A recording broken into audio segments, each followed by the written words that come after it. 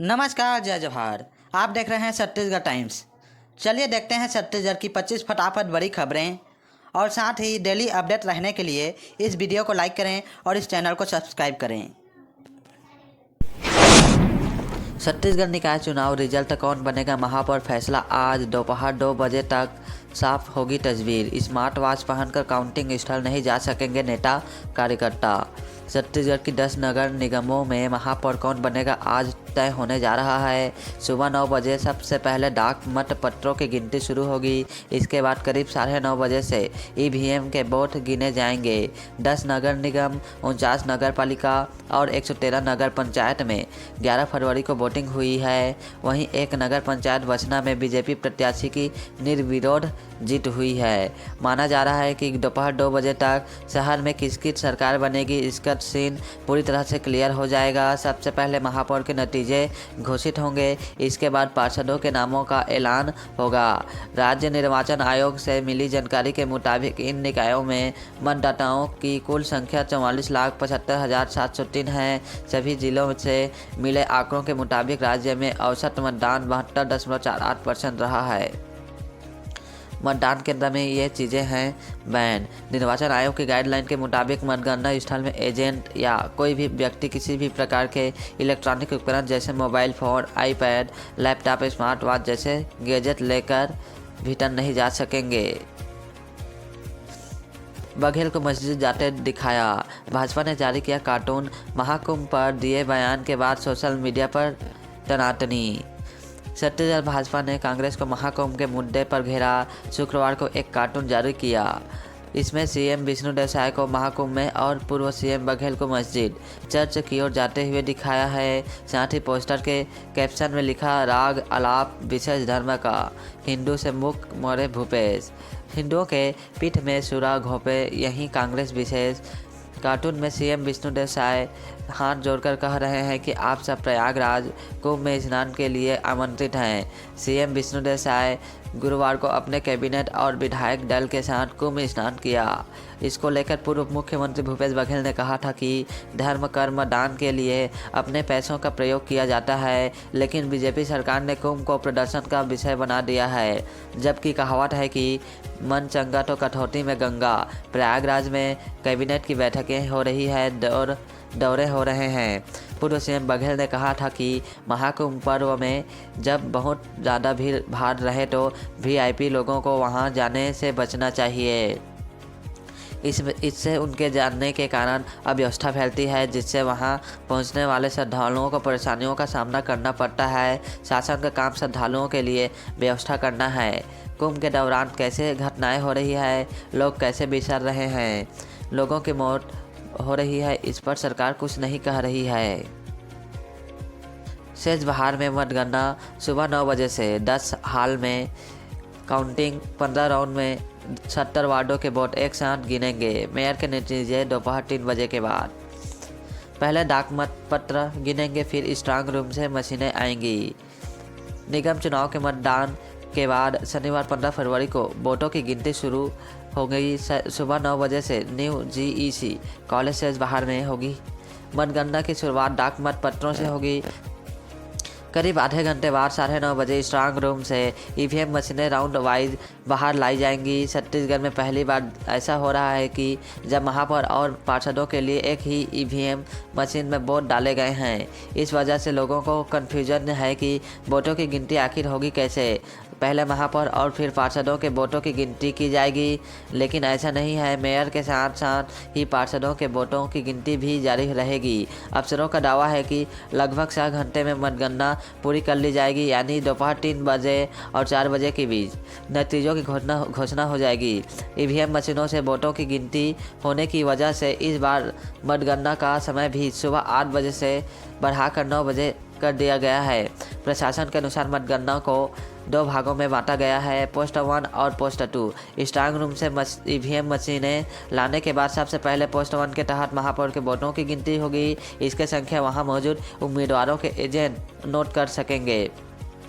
इसके तुरंत बाद यानी उसी समय उसी मशीन में पोस्ट 2 के तहत पार्षदों के वोटों की गिनती होगी, यानी वहाँ पर पार्षदों के वोटों की गिनती एक साथ होगी। जिस वार्ड में जितने वोट होंगे उसे उतना राउंड माना जाएगा। एक मशीन की गिनती पूरी होने के बाद ही दूसरी मशीन स्ट्रांग रूम से बाहर लाई जाएगी। जिस वार्ड के मशीनों की गिनती पूरी हो जाएगी उसके नतीजे उसी समय बता दिए जाएंगे, यानी पार्षदों के नतीजे आने का सिलसिला दोपहर 12 बजे के बाद ही शुरू हो जाएगा। सूरजपुर डीईओ रिटायरमेंट से पहले 1 लाख रिश्वत लेते पकड़ाए, प्राइवेट स्कूल के संचालकों से मांगी रकम, दफ्तर में 2 लाख और मिले, घर में भी छापे। छत्तीसगढ़ के सूरजपुर जिले में एंटी करप्शन ब्यूरो एसीबी ने शुक्रवार को जिला शिक्षा अधिकारी डीईओ को रिश्वत लेते गिरफ्तार किया है। बताया जा रहा है कि डीईओ राम ललित पटेल 28 फरवरी को रिटायर भी होने वाले थे। उससे पहले ही 1 लाख की रिश्वत लेते ट्रैप हो गए। जानकारी के मुताबिक डीईओ ने आरटीआई के तहत मिलने वाली प्रतिपूर्ति राशि के बदले 5 प्राइवेट स्कूल के संचालक से 2 लाख रुपए की डिमांड की थी। सूरजपुर के डीईओ राम ललित पटेल ने जिन निजी स्कूल के संचालकों से राशि की 10% रिश्वत मांगी गई थी उनमें Ramrati public school, Chhattisgarh public school Datima, Saraswati Bal Mandir Sonpur, प्रिया बाल मंदिर भटगांव और लक्ष्मी विद्या निकेतन नरोला शामिल है। अंबिकापुर एसीबी की टीम ने स्कूल संचालकों से शिकायत मिलने पर ट्रैप की योजना बनाई। पहली किस्त में 1 लाख रुपए देने की बात तय हुई। इसकी पुष्टि होने के बाद एसीबी की टीम शुक्रवार को सूरजपुर पहुंची। शाम करीब 6 बजे कलेक्ट्रेट कंपोजिट बिल्डिंग में स्थित डीईओ कार्यालय में डीईओ राम ललित पटेल को 1 लाख रिश्वत लेते रंगे हाथों पकड़ लिया गया। एसीबी की यह कार्रवाई देर शाम तक चलती रही। कार्यालय में 2 लाख और मिले। डीओ के कार्यालय की जांच के दौरान 2 लाख रुपए और बरामद हुए हैं। आशंका है कि यह राशि भी अन्य निजी स्कूलों से बतौर रिश्वत ली गई है।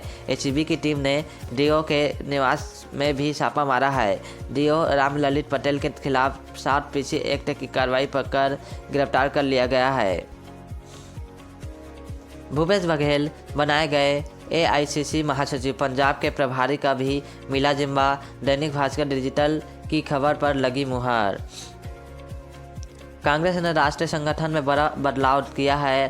छत्तीसगढ़ के पूर्व सीएम भूपेश बघेल को एआईसीसी महासचिव बनाया गया है। साथ ही बघेल को पंजाब का प्रदेश प्रभारी भी बनाया गया है। इसी के साथ दैनिक भास्कर डिजिटल की खबर पर भी मुहर लग गई है।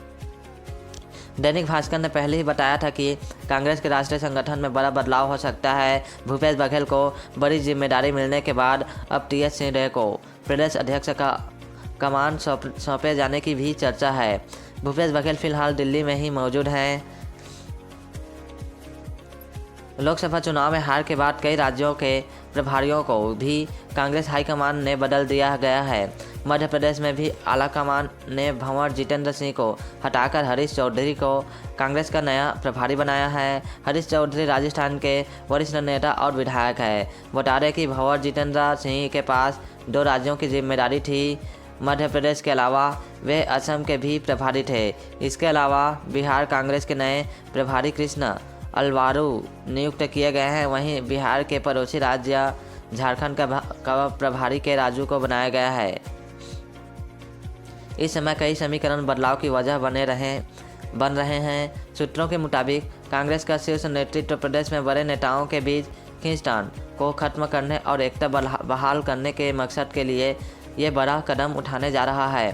प्रदेश अध्यक्ष को लेकर टीएस सिंहदेव के नाम की चर्चा सियासी गलियारों में ये भी खबर है कि भूपेश बघेल को एआईसीसी में महासचिव की जिम्मेदारी देने के बाद टीएस सिंहदेव को प्रदेश अध्यक्ष बनाया जा सकता है। हालांकि इसे लेकर अभी अंतिम फैसला नहीं लिया गया है। दरअसल विधानसभा चुनाव के बाद लोकसभा में भी कांग्रेस की परफॉर्मेंस छत्तीसगढ़ में अच्छी नहीं रही। अब राज्यों में संगठन को मजबूत करने के लिए प्रदेश अध्यक्ष समेत कार्यकारिणी में भी बदलाव किए जाने के संकेत मिल रहे हैं। डिवीजन बेंच का अहम फैसला, कहा कृषि शिक्षक भर्ती में बीएड अनिवार्य, राज्य सरकार नहीं बदल सकती नियम।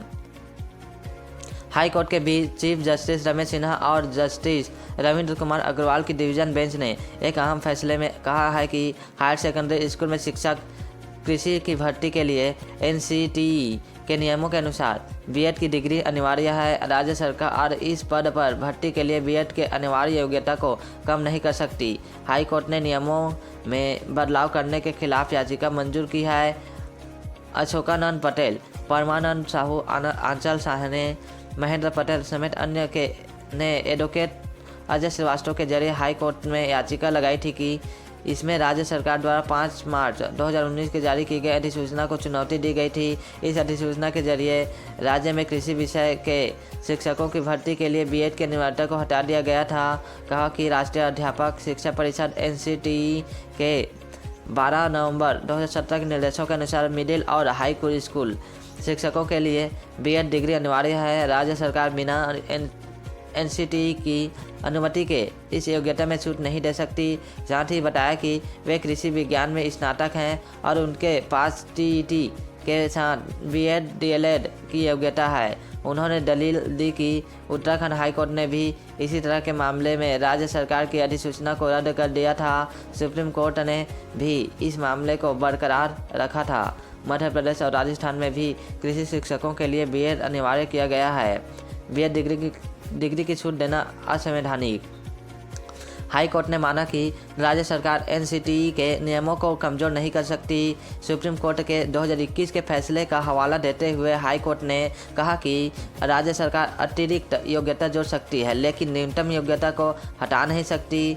कोर्ट ने 2019 के नियमों में कृषि शिक्षकों के लिए बीएड की छूट को असंवैधानिक ठहराया है। हाई कोर्ट ने बीएड को अनिवार्य किया जाए और NCTE के 2014 के नियमों के अनुसार भर्ती प्रक्रिया पूरी की जाए।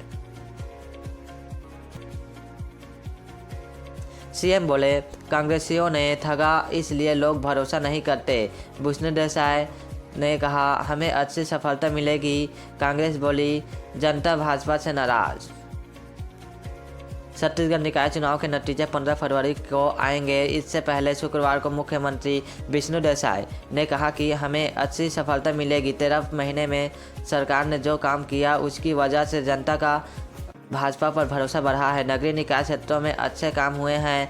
मुख्यमंत्री ने कहा कि कांग्रेस पर अब जनता भरोसा नहीं करती है, क्योंकि कांग्रेस के लोग करते कुछ हैं और कहते कुछ हैं। जनता को ठगा गया है, ये बात जनता जानती है।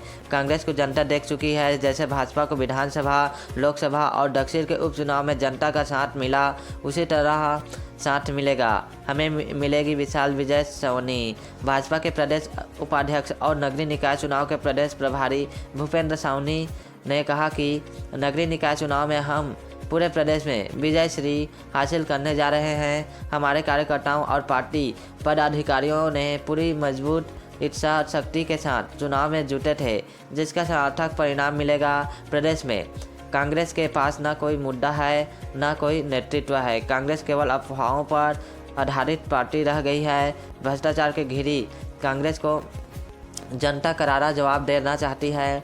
कांग्रेस के शासनकाल में PSC घोटाले से लेकर युवाओं को छलने का मामला किसी से छिपा नहीं है। सभी निकायों में हमारे कार्यकर्ता मुस्तैद।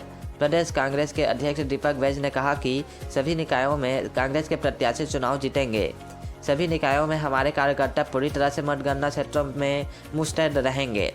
मतगणना के दौरान प्रदेश कांग्रेस मुख्यालय सभी जिलों के कंट्रोल रूम से सतत संपर्क में रहेंगे। वरिष्ठ नेताओं को मतगणना के दौरान अपने प्रभाव जिलों में रहने को कहा गया है।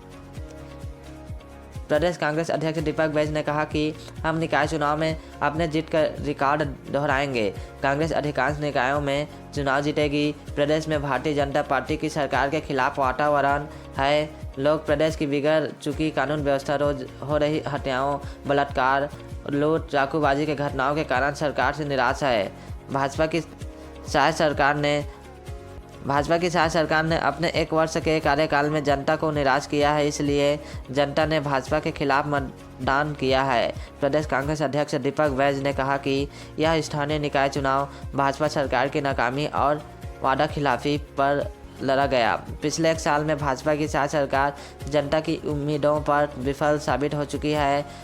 सरकार से युवा, किसान, महिला, मजदूर, विद्यार्थी, अनुसूचित जाति, जनजाति, हर वर्ग के लोग निराश हैं। सब सरकार के अपने आप को ठगा महसूस कर रहे हैं।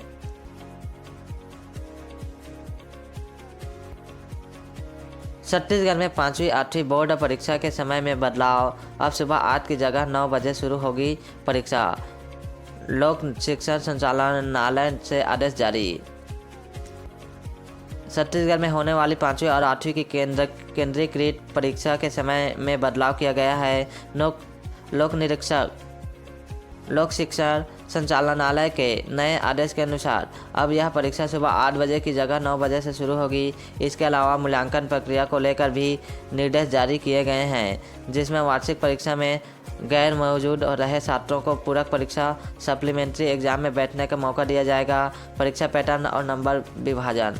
क्लास 5वीं टोटल 50 नंबर, जिसमें 40 नंबर रिटर्न एग्जाम और 10 नंबर प्रैक्टिकल के होंगे।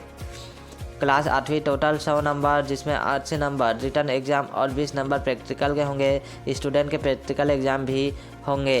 5वीं 8वीं का टाइम टेबल। एग्ज़ाम से लेकर रिजल्ट का पूरा शेड्यूल। 5वीं की परीक्षा 17 मार्च 2025 से होगी। 8वीं की परीक्षा 18 मार्च 2025 से होगी। परीक्षा के दौरान संकुल, विकासखंड और जिला स्तर की टीमें निगरानी करेंगी। आंसर शीट की जांच 30 मार्च से 4 अप्रैल तक होगी। परीक्षा परिणाम 30 अप्रैल 2025 को घोषित किया जाएगा। डीओ को मिली एग्जाम की जिम्मेदारी। इस परीक्षा का सफल संचालन जिला शिक्षा अधिकारी डीओ की जिम्मेदारी है। विकासखंड शिक्षा अधिकारी बीओ स्कूल के हिसाब से नॉमिनल रोल तैयार कर डीओ को देंगे। इसके बाद हर स्टूडेंट को रोल नंबर मिलेगा, जिसे 28 फरवरी तक स्कूल प्रमुखों को दिया जाएगा। कौन देगा परीक्षा में सरकारी अनुदान प्राप्त और छत्तीसगढ़ माध्यमिक शिक्षा मंडल से जुड़े प्राइवेट स्कूलों के स्टूडेंट को बैठना अनिवार्य होगा। हालांकि सीबीएसई और आईसीएसई से जुड़े प्राइवेट स्कूलों को इसमें शामिल नहीं किया गया है।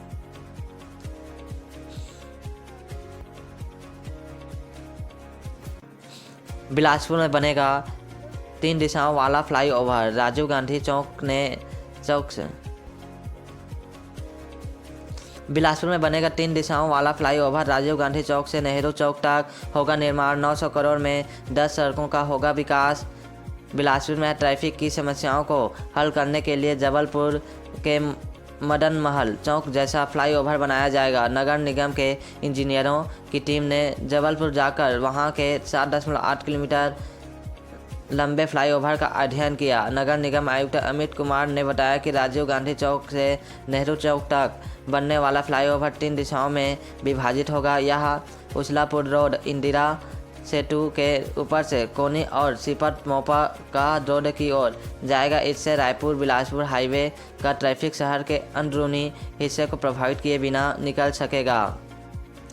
नगर उत्थान योजना के तहत इस प्रोजेक्ट के लिए 900 करोड़ रुपए का प्रस्ताव तैयार किया गया है। फ्लाईओवर का निर्माण पीडब्ल्यूडी करेगा, जबकि शहर की 10 प्रमुख सड़कों का चौड़ीकरण और नई सड़कों का निर्माण नगर निगम करेगा। इसके अलावा जवाली नाला की तर्ज पर गोकने नाला के ऊपर स्लैब डालकर नई सड़क का निर्माण भी किया जाएगा, जो शहर के एक हिस्से को दूसरे से जोड़ेगी। यह परियोजना शहर की यातायात व्यवस्था को सुगम बनाने में मील का पत्थर साबित होगी। विशेषकर नेशनल हाईवे 130 का ट्रैफिक शहर से बाहर निकलने में मददगार होगी। इसी प्रकार मोक्का कोनी बाईपास रोड, अशोकनगर से बीरकोना, दयालबंद से सिपट रोड का काम हाथ में लिया जाएगा, ताकि शहर की कम चौड़ाई वाली सड़कों पर ट्रैफिक का बोझ कम किया जा सके। आधिकारिक जानकारी के अनुसार जबलपुर में फ्लाईओवर ब्रिज के निर्माण के लिए फंडिंग केंद्र और मध्य प्रदेश सरकार की साझेदारी में की गई।